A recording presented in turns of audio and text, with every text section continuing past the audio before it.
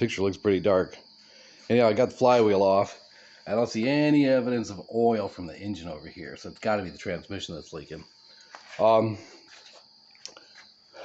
This drive shaft, which we looked at earlier, here, see this? So this is like a coupler to the front drive shaft, which also has a spline on it. This pulls out. It's dry. There's no oil in here. And now that I pulled it out, I got to fight to get it back in there, but it shouldn't be too much of a problem. But anyhow, it gives you an idea of how that front drive shaft hooks up. Also, this cat. That tang is supposed to be bolted in the front of the drive shaft. I checked one at the dealership yesterday. So for whatever reason, this one's not bolted in. It was supposed to be, but it isn't. This is the front forward reverse, and see, this is the part that goes in the transmission. It makes it go forward and reverse. When you pull this out, you have to turn it 90 degrees towards reverse, and you can't do it because there's a piece that hits. You'll see it when you do it, and you have to kind of bend it and get it past some metal up in here so that you can turn it 90 degrees to get it out. So just remember that when you try to get this out, you have to go 90 degrees towards reverse, and it won't go. You have to manipulate some stuff up in here, then it'll pull right up. And you have to revert. You're going to have to reverse that procedure when you put it back in.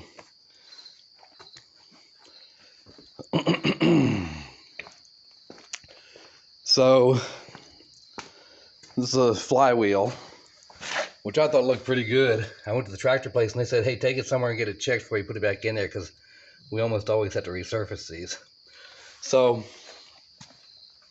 one thing I want to point out is that when I took this off, and I'm going to put a little ding in it with a center punch just to make sure I don't lose my mark, but I marked one of the bolt holes.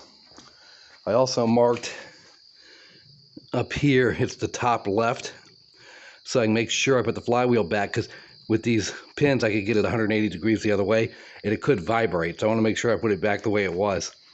I did the same thing with the part that goes on there for the PTO, but that shouldn't really matter because that's a replaceable part. I don't think it'll affect the balance. But in the past, I've had some of these on other things where they can go on 180 degrees the other way or 90 degrees, then it vibrates because the engine was balanced with that in a particular place. So you might want to make sure you mark stuff sometimes when you take it apart. So anyhow, trying to find a machine shop, but it's like impossible around here. The last one I did last year for the backhoe, they were booked up for a year fixing Chinese parts due to the shipping crisis. And that's why I bought a metal lathe and just fixed my backhoe myself.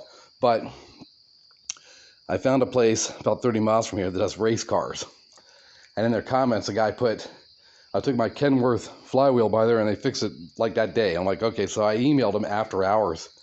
And they said, yeah, bring it by here tomorrow morning. So I'm getting ready to load that up and haul it out because it's like 6 a.m. here and the cat's awake.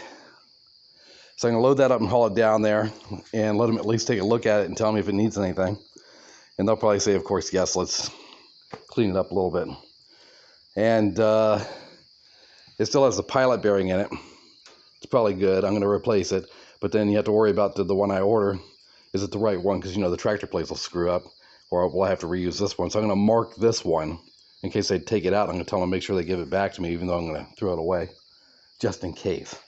Because you don't want to get hung up needing something that you had and thought it was trash that was actually useful, and now you don't have it. Been there, done that before. So anyhow, that's where we are. Going to take flywheel down. If we can get that taken care of. The place I ordered the clutch from, I said, hey, make sure it's not going to be delayed. If it is, let me know. They emailed me back, said no delay, it's on the way. So that's on the way. Went to the tractor place for my seals and O-rings and some other odds and ends. That's all ordered yesterday.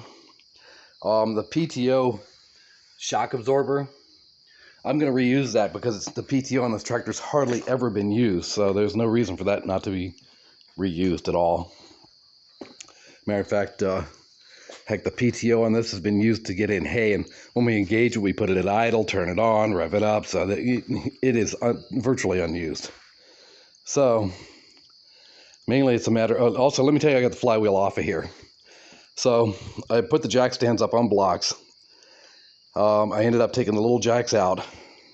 I moved the engine crane over here and put it on the flywheel using the bolts for the pressure plate, one bolt on a chain.